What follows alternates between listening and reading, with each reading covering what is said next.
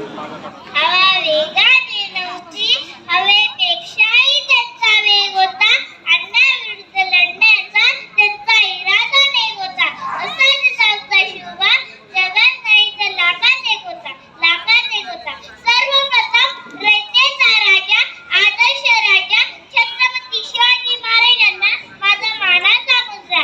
तसेच तेथे उपस्थित सर्वांना माझा नमस्कार. सिन्नर किल्ल्यावर 19 फेब्रुवारी 1630 रोजी एक तेजस्वी सूर्य जन्माला आला. तोफांचा कडकडाट झाला, सनईचे उगले वाजले, साऱ्या आसमंतात आनंदाची उधळण झाली. शहाजीराजे भोसले, जिजाऊ मातांना हर्ष झाला. त्यांच्या पोटी शिवबांचा जन्म झाला. जिजाऊ मातांनी शिवबांवर उत्तम संस्कार करून एक आदर्श व्यक्तिमत्व घडवले. शिवबांनी बालवयातच स्वराज्याचे स्वप्न पाहिले.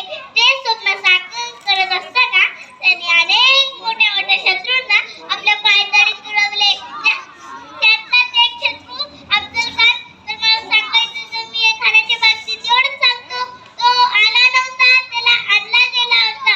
तो मेला नव्हता, त्याला माझ्या राजांनी उभा पाडला होता. पुढे मग दिल्लीतही तर आता पण अभिमानाने म्हणतो, दिल्लीत